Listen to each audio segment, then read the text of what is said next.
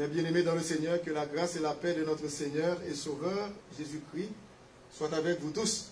Amen. Nous remercions le Seigneur pour le privilège qu'il nous accorde d'être ici ce matin et ce dimanche. Nous allons continuer notre message et cette série de messages sur la soif de Dieu et l'espérance en lui que nous trouvons dans Psaume 42, à partir du verset 1er.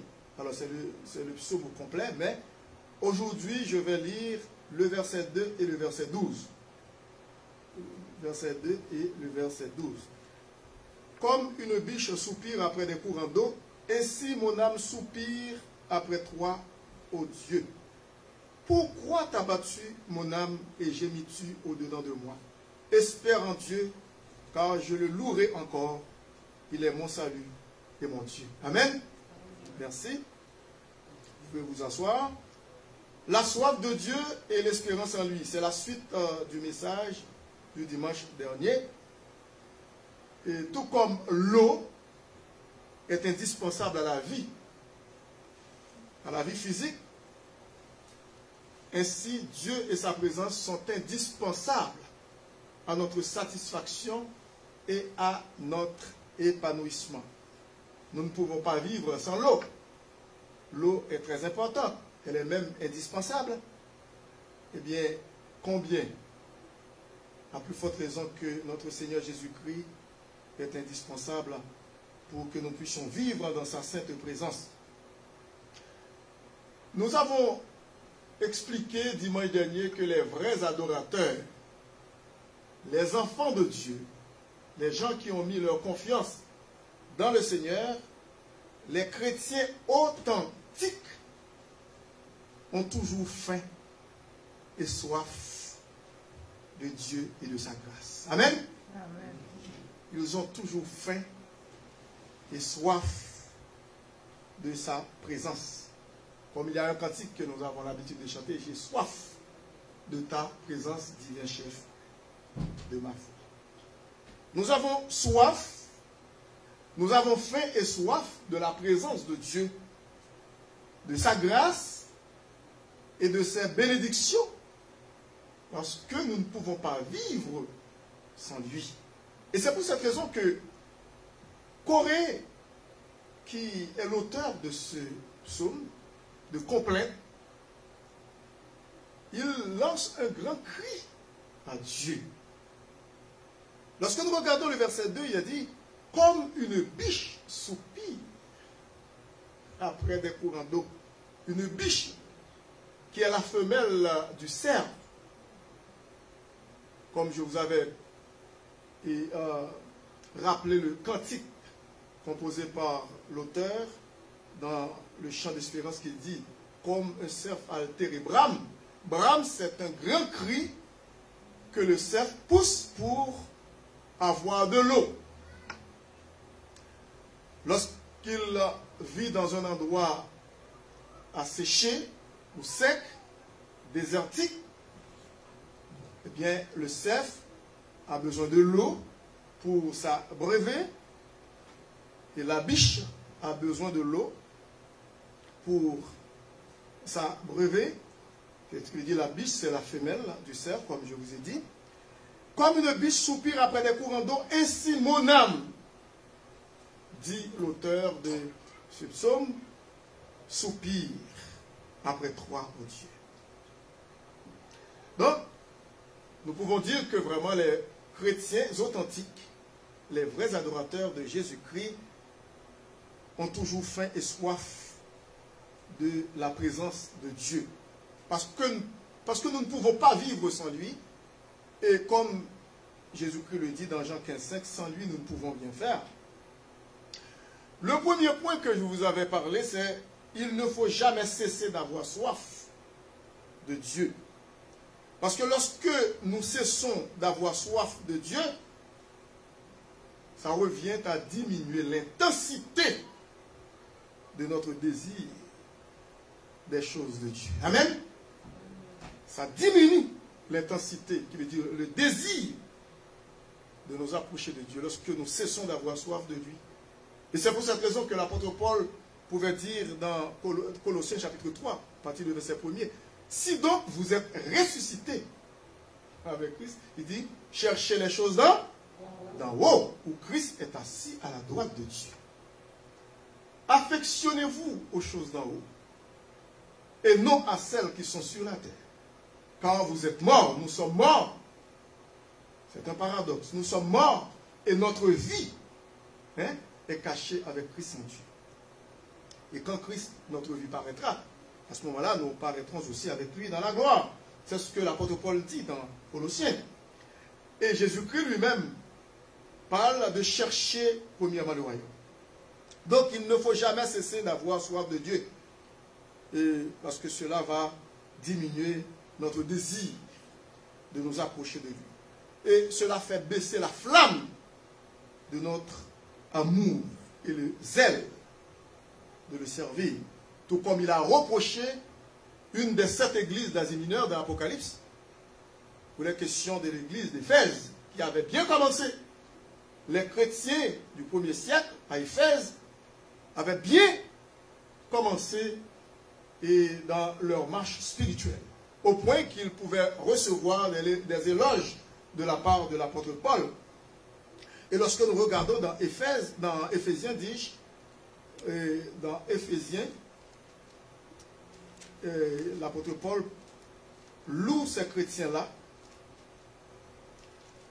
dans Éphésiens, chapitre 1er,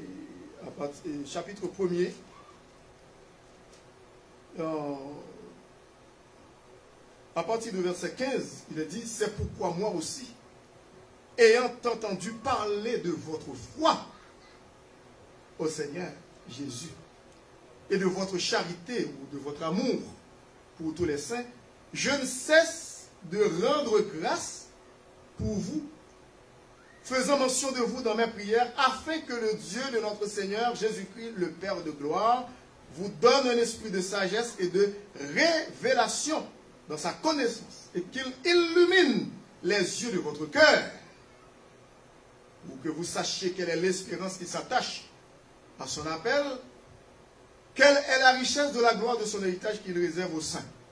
Parce que les chrétiens d'Éphèse servaient le Seigneur avec zèle, avec dévouement, avec détermination, avec engouement. Mais au cours de route, les chrétiens d'Éphèse avaient un problème. Depuis chapitre 5, l'apôtre Paul dit au verset 1er, devenez donc les imitateurs de Dieu comme des enfants bien-aimés et marchez dans la charité à l'exemple de Christ qui nous a aimés et qui s'est livré lui-même à Dieu pour nous comme une offrande et un sacrifice de bonne odeur. Plus bas, nous voyons qu'il y a un problème de réveil spirituel dans la vie de ces chrétiens qui pourtant marchaient très bien au début. Au verset 14, c'est pour cela qu'il est dit, réveille-toi, toi qui dors, relève-toi d'entre les morts, et Christ t'éclairera. C'est pas la même chose qui s'est passé ici. Au début, c'est tout à fait différent parce que lorsque nous avons vu au chapitre 1er d'Éphésiens, l'apôtre Paul disait, ayant entendu parler de votre foi, de votre amour, de votre charité, de votre zèle pour le Seigneur, eh bien, je fais sans cesse mention de vous dans mes prières. Je continue à prier pour que le Seigneur puisse abonder encore dans votre vie. Mais pourtant, ici arrivé, il dit, c'est pour cela qu'il a dit, réveille-toi. Donc, à un certain moment donné, lorsque nous servons le Seigneur, nous pouvons connaître vraiment de bons moments, des moments de zèle, de réveil spirituel. Et puis, finalement, avec le temps, on commence à refroidir. Eh bien, dans l'histoire d'Israël, c'était comme ça. Ce genre de choses ont pris place dans la vie des enfants d'Israël. Ils traversaient des moments très difficiles, surtout à cause de leur désobéissance envers Dieu. Et c'est pour cette raison que le psalmiste parle des moments noirs dans la vie du peuple en Israël. Comme une biche soupire après des courants d'eau, ainsi mon âme soupire après toi, ô Dieu. Mon âme a soif de Dieu, a soif. Est-ce que parfois vous expérimentez la soif de Dieu? Mon âme a soif de Dieu, du Dieu vivant.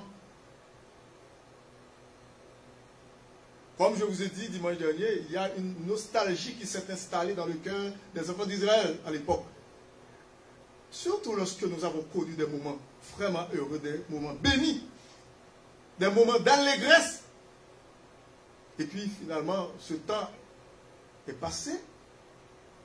Eh bien, nous nous souvenons de ces moments, de ces beaux moments, cette belle époque. Tout comme nous autres aussi qui traversons cette pandémie depuis 2 ans. Et nous avons connu une très belle époque avant la pandémie. Eh bien, maintenant nous sommes en train de encore traverser cette pandémie qui n'est pas totalement terminée. Et lorsque nous regardons, le psalmiste dit, « Mon âme a soif de Dieu, du Dieu vivant. Quand irai-je et paraîtrai-je devant la face de Dieu? Mes larmes, écoutez bien, sont ma nourriture, jour et nuit, pendant qu'on me dit sans cesse, où est ton Dieu? » Parfois, lorsque nous servons le Seigneur avec négligence, et parfois nous refusons marcher comme il demande de le faire, eh bien, nous subissons les conséquences parce que même les païens peuvent nous interroger. Où est votre Dieu? Je me rappelle avec effusion de cœur, quand je marchais entouré de la foule, c'était une belle époque, hein? Cette époque-là c'est comme révolue. Quand je marchais entouré de la foule et que je m'avançais à sa tête vers la maison de Dieu, lorsque l'Église connaissait des moments de gloire, mais maintenant c'est comme si c'est complètement terminé. Parce que le psalmiste le dit ça, il dit, je me rappelle. Un beau souvenir, mais ce n'est pas la même chose. Parfois, nous parlons, nous disons, je me souviens des époques passées, c'était vraiment intéressant, mais eh bien, cela ne reviendra jamais. Je me rappelle, avec effusion de cœur, quand je marchais entouré de la foule et que je m'avançais à sa tête vers la maison de Dieu, au milieu des cris de joie et des actions de grâce, d'une multitude en fête. C'était la fête. Et c'est pour cette raison que je tiens à vous dire qu'il ne faut jamais cesser d'avoir soif de Dieu. Amen. Parce qu'il y a des jours qui arriveront, nous allons nous lamenter comme le psalmiste Corée. Nous allons nous trouver dans la même situation que lui. Comme les enfants d'Israël, qui connaissaient des moments de réjouissance, de belles époques. Mais pourtant, ils faisaient beaucoup de négligence. Mais le psalmiste espère toujours en l'Éternel. Envers et contre tout. Malgré qu'est-ce qu'il dit en dépit de tout. Malgré tout. Pourquoi t'as battu mon âme? Et gémis-tu au-dedans de moi? Pourquoi rester toujours dans les pleurs, dans les larmes, dans la nostalgie, dans la plaine? Il faut monter plus haut. Amen. Amen. Pourquoi t'as battu mon âme et gémis-tu au-dedans de moi? Espère en Dieu. C'est ça l'espérance. Espère en Dieu. Nous devons continuer à espérer en Dieu. Alors, le premier point, c'est qu'il ne faut jamais cesser d'avoir soif de Dieu. Jamais. Lorsque nous cessons d'avoir soif de Dieu, comme je vous ai dit, eh bien, la flamme de notre amour pour Dieu, l'intérêt ou les intérêts que nous avons pour servir Dieu, commençait par, comment c'est ce qu'il veut dire, par partie. Cette flamme et ce zèle de le servir commence à baisser. Et aussi le deuxième point, c'est qu'il faut toujours prier dans ce temps de crise. Il ne faut jamais, jamais, et vraiment se décourager pour la prière. Il faut toujours prier. Il ne faut jamais se désespérer. Et c'est pour cette raison, dans 1 Thessaloniciens 5, verset 17, l'apôtre Paul, qui connaissait des moments difficiles dans sa vie, et l'apôtre Paul priait beaucoup, malgré les situations étaient très difficiles pour lui. Eh bien, l'apôtre Paul priait beaucoup. Au chapitre 5, verset 17, il a dit, priez sans cesse. Le verset 16 dit, soyez toujours joyeux.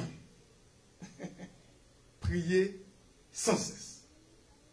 Et puis le verset 18 dit, rendez grâce en toutes choses. En toutes choses, au pluriel, toutes choses.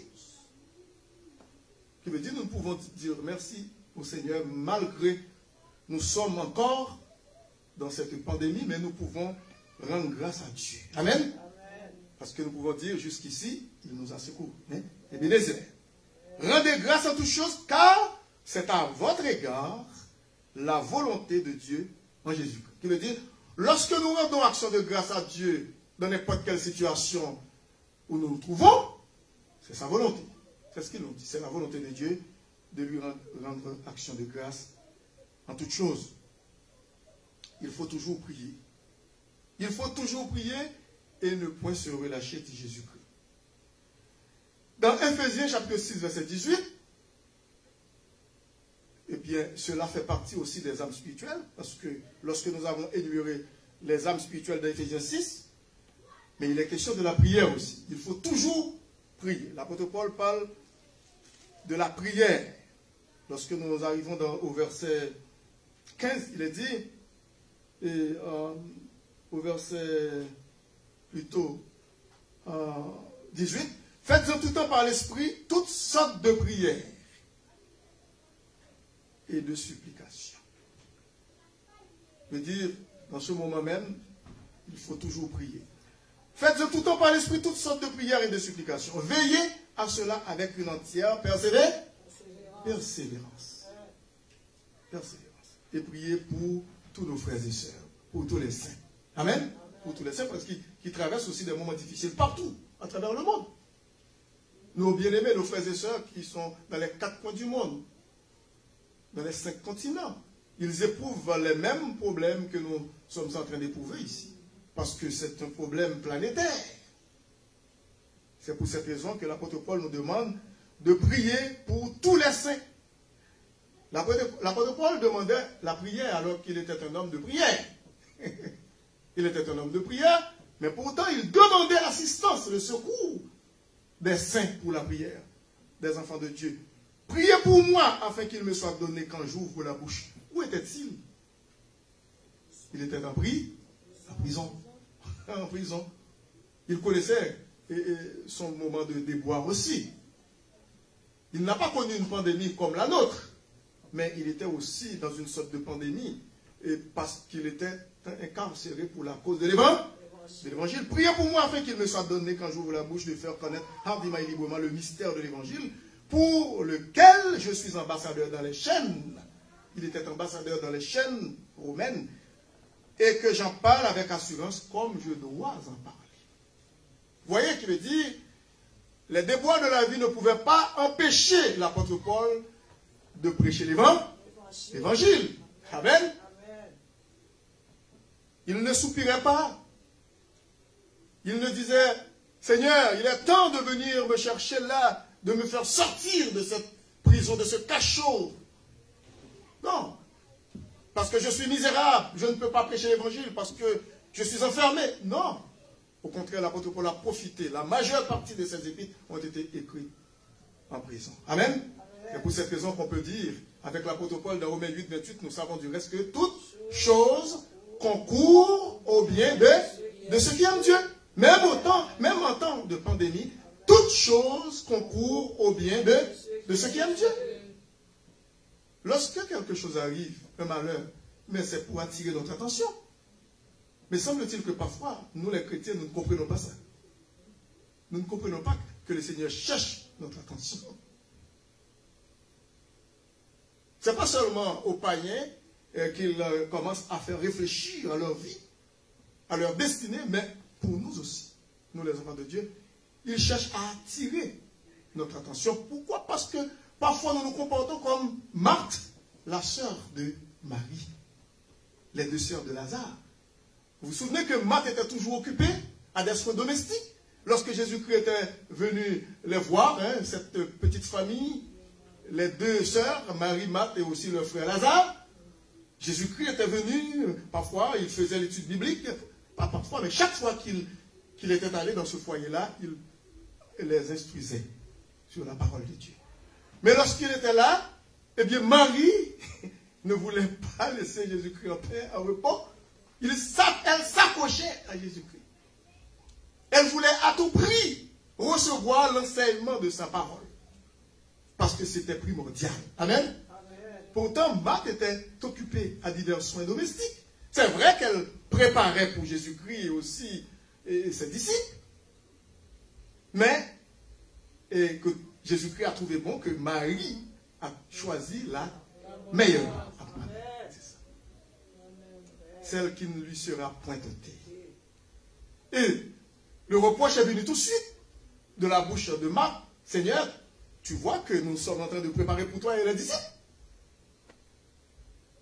Nous préparons à manger pour toi et les disciples.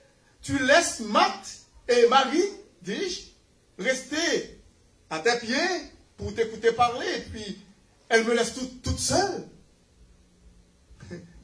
Jésus-Christ pouvait dire à Marthe, tu prends beaucoup de soucis pour les choses qui passent. Pourtant, Jésus-Christ avait faim. C'est ici aussi. Tu t'inquiètes pour beaucoup de choses. Mais sache que Marie, ta sœur, a choisi la bonne part. La bonne part. En temps de pandémie, il faut toujours chercher la meilleure part. La présence de Dieu. Vous n'avez pas vu que le psalmiste a dit, mon âme, au verset 3, a soif de Dieu, du Dieu vivant. Quand irai-je et paraîtrai-je devant la face de Dieu? C'est comme si les chrétiens murmuraient, Seigneur, quand est-ce que l'église va ouvrir? Mais pourtant, il y en a, semble-t-il, qui n'ont pas compris. Pas compris. Quand irai-je et paraîtrai-je devant la face de Dieu? Mes larmes sont ma nourriture jour et nuit pendant qu'on me dit sans cesse, où est ton Dieu? Je me rappelle avec effusion de cœur quand je marchais entouré de la foule et que je m'avançais à sa tête vers la maison de Dieu. Ces belles époques-là, je me souviens. Hein, au milieu des cris de joie et des actions de grâce d'une multitude, en fait.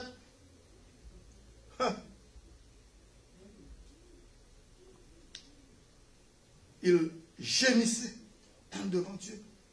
Il priait, il criait. Il demandait à Dieu à ce qu'il fasse quelque chose. Qu'il fasse revenir ces beaux moments. Il espérait quand même que Dieu va faire quelque chose. Et c'est pour cette raison qu'il faut toujours prier. Et le troisième point, face au silence de Dieu, dans les moments difficiles, je vous ai dit qu'il faut toujours espérer en lui. Amen. Amen. Face au silence, lorsque nous ne comprenons pas grand-chose, nous prions, c'est comme s'il y a toujours un silence. Mais il faut toujours espérer. Il y a un dicton qui dit l'espoir fait vivre.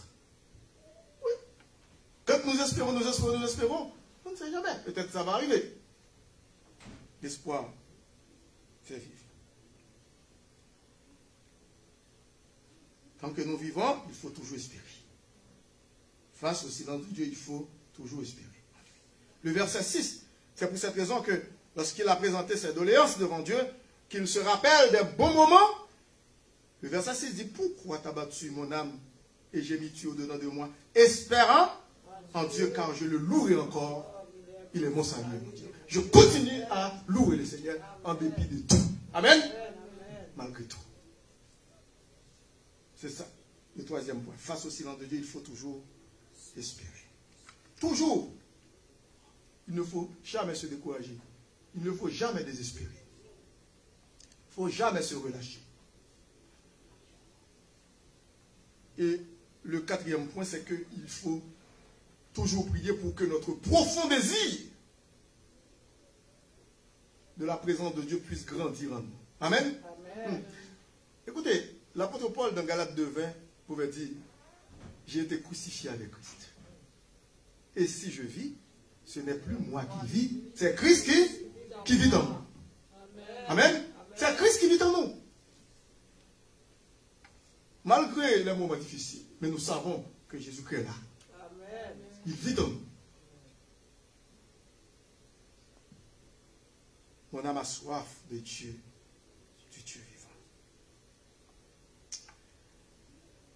Nous devons soupirer après lui, tout comme le psalmiste Corée, pour que notre amour d'une pleine manifestation du Saint-Esprit soit plus intense. Pour que le Seigneur puisse manifester sa gloire, sa présence en nous.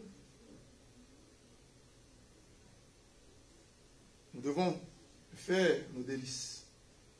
Psaume 37, verset 4. Fais de l'Éternel tes délices et il te donnera ce que ton cœur désire. C'est ça le cinquième point. Nous devons soupirer après lui pour que notre amour d'une pleine manifestation du Saint-Esprit soit plus intense.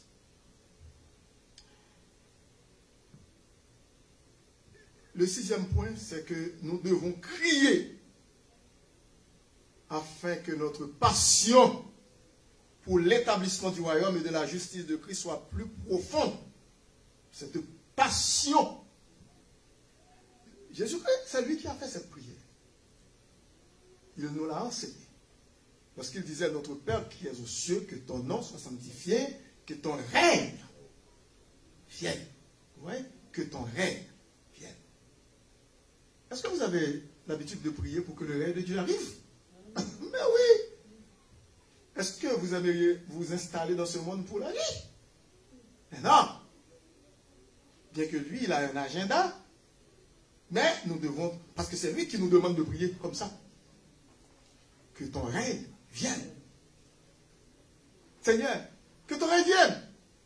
D'après Apocalypse, le dernier chapitre, verset 22, et chapitre 22 dit, le dernier verset, Amen. Viens. Seigneur Jésus, viens. C'est comme si, Seigneur, quand est-ce que tu vas revenir? Viens. Mais à condition qu'il faut que nous soyons prêts pour son retour. Amen. Amen. Oui. Il faut que nous soyons prêts pour son retour. Et c'est pour cette raison que nous devons crier afin que notre passion pour l'établissement du royaume et de la justice de Christ soit plus profonde en nous. Nous devons le faire jour et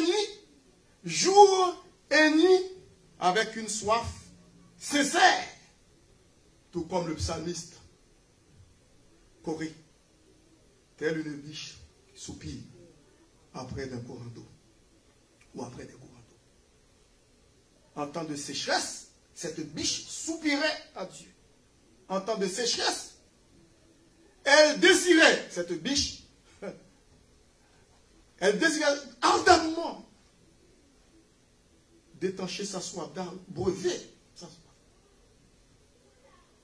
Parce qu'elle connaissait un temps de détresse. De détresse spirituelle, ce psalmiste-là. Jésus-Christ, dans le sermon sur la montagne, je ne vais pas continuer parce que je dois m'arrêter bientôt. Une prochaine fois, je vais continuer avec d'autres points. Jésus-Christ, dans le sermon sur la montagne, au chapitre 5, il a dit au verset 6, Matthieu chapitre 5, à partir du verset, qui veut dire au verset 6, il a dit, heureux ceux qui ont faim et soif de la justice. Ah, vous n'avez pas, ok. Et vous pouvez regarder ça dans votre Bible parce que ce n'est pas encore suffisant. Verset 6, il a dit, heureux ceux qui ont faim et soif de la justice. car ils seront rassasiés. Si nous avons faim et soif de la justice de Dieu, un jour, nous savons que nous serons rassasiés. Pourquoi? Parce qu'il y a tellement de l'injustice sur cette terre. Tellement de l'injustice. Nous crions à Dieu pour qu'il y ait de la justice, mais cependant, nous savons qu'il n'y aura jamais de justice ici-bas sur cette terre tant que le Seigneur Jésus-Christ lui-même nous revienne pour établir son règne de justice, son règne de paix. Et c'est pour cette raison que nous devons continuer à prier le Seigneur. À prier le Seigneur. Pour qu'il vienne établir son règne de justice, son règne de paix ici-bas sur cette terre, parce qu'il nous a promis que nous serons rassasiés au verset 6 du chapitre 5 de Matthieu. Heureux ceux qui ont soif, ceux qui ont faim et soif de la justice, car ils seront rassasiés. Et n'oubliez pas, Matthieu 6, 33, Jésus-Christ a dit, cherchez premièrement le royaume et la justice. Cherchez premièrement le royaume et la justice de Dieu. Lorsque nous prions le Seigneur, nous ne devons pas désirer les choses de ce monde avant le royaume et la justice de Dieu. C'est ce que Jésus-Christ veut nous faire comprendre. Ce qui est primordial, eh bien, c'est le royaume et la justice de Dieu. C'est ce que nous devons rechercher à tout prix. Cherchez premièrement le royaume et la justice de Dieu, et toutes ces choses vous seront données par-dessus. Lorsque Jésus-Christ a dit ça, vous voyez que dans les versets précédents, il y a tellement de choses que les disciples recherchaient, comme pour nous autres aussi. Parce que lorsque nous regardons au verset 25, c'est pourquoi je vous dis, ne vous inquiétez pas pour votre vie, de ce que vous mangerez, ni pour votre corps, de quoi vous serez vêtus. La vie n'est-elle pas plus que la nourriture, et le corps plus que le vêtement? Regardez les oiseaux du ciel. Ils ne sèment ni ne moissonnent, et ils n'amassent rien dans des greniers. Et votre Père Céleste les nourrit. Ne valez-vous pas beaucoup plus qu'eux? Qui de vous, par ses inquiétudes, peut ajouter une coudée à la durée de sa vie? Qui peut le faire? Nul. Personne ne peut le faire. Et pourquoi vous inquiétez au sujet du vêtement? Considérez comment croissent les lits des champs, et ils ne travaillent ni ne filent. Cependant, le grand roi Salomon, le plus grand roi d'Israël qui était très riche, dans toute sa gloire, n'a pas été vêtu comme l'un d'eux, comme l'herbe des champs. Comme l'herbe des champs, qui demain sera jetée au four, dit Jésus-Christ au verset 30. Il dit, si Dieu revêt ainsi l'herbe des champs qui existe aujourd'hui et qui demain sera jetée au four, ne vous vêtira-t-il pas à plus forte raison, gens de peu de foi? Ne vous inquiétez donc point. Quels que soient les problèmes dans lesquels nous nous trouvons, eh bien, dis tout à Jésus. Ne vous inquiétez donc point. Et ne dites pas, que mangerons-nous? Que boirons-nous? De quoi serons-nous vêtus? Car toutes ces choses, ce sont les païens qui les recherchent. Vous voyez? Votre Père Céleste sait que vous en avez besoin. Cherchez premièrement le royaume et la justice de Dieu. Toutes les autres choses vous seront données en plus, par-dessus. Alors, c'est ce que le psalmiste, dans le psaume 42, le fils de Corée recherchait. C'était la présence de Dieu. Son âme soupirait après Dieu. Il ne désirait pas autre chose que sa sainte présence. Il se rappelle des bons moments passés avec le Seigneur. Il se rappelle des moments de communion des enfants d'Israël avec leur Dieu. Mais ces bons moments sont finis. Eh bien, le fils de Corée implorait Dieu qu'il se manifeste à nouveau à son peuple. Nous devons faire la même chose comme les enfants de Corée, comme les fils de Corée, comme ce psalmiste. Nous devons imiter ce geste, cette façon de faire, de chercher Dieu, comme une biche soupire après des courants d'eau. Ainsi, mon âme soupire après toi, ô Dieu. Mon âme a soif de Dieu, du Dieu vivant. Mais lorsque Corée arrive au verset 12, le dernier verset, il dit, pourquoi t'as battu? Et j'ai mis dessus au-dedans de moi. Il dit, espère en Dieu. Autrement dit, continuons donc, nos frères et sœurs, à espérer en Dieu. Espère en Dieu, car je le louerai encore, malgré tout, hein, en dépit de tout, envers et contre tout. Je le louerai encore. Il est mon salut et mon Dieu. Amen. Il est mon salut et mon Dieu. Il veut dire, les moments difficiles de la vie ne peuvent pas m'empêcher de continuer à louer le Seigneur. La maladie, les épreuves, les situations difficiles ne peuvent pas m'empêcher de continuer à servir le Seigneur de cœur sincère, de l'amour franc. Parce qu'il est mon Seigneur et mon Dieu. C'est lui qui est ma haute retraite. C'est lui qui est notre bouclier. Dans son nom, nous avons la victoire. Comme le psalmiste dit, je lève mes yeux vers les montagnes. D'où me viendra le secours? Le secours me vient de l'Éternel qui a fait les choses de la terre. Prions. Père Saint, nous te remercions pour ce moment.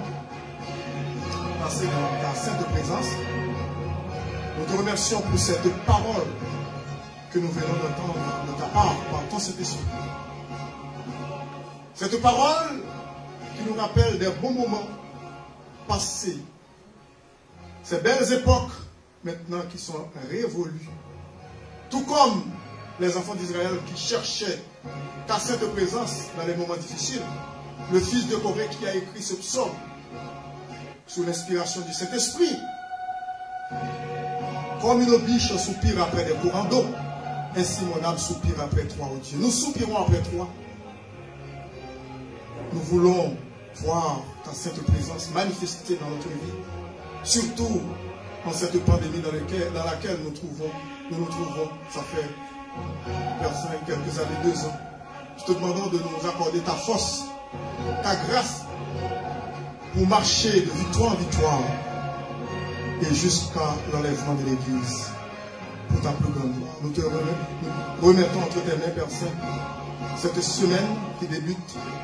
Te prions, Père Saint, de nous assister dans ta grâce, fait que nous puissions la traverser en vie sous ta sainte et divine protection. Fais en sorte que nous puissions mettre en pratique ta parole pour vivre une vie qui est agréable et sans repos devant toi. Nous te prions ici avec le pardon de nos péchés, dans le nom précieux de ton Fils Jésus, qui t'est écrit au siècle des siècles. Amen. Que l'Assemblée de Dieu dise. Amen. Le Seigneur vous bénisse. C'était votre serviteur, Pasteur Jean-Lévesque Jean, qui vous dit au revoir et à la prochaine. Merci.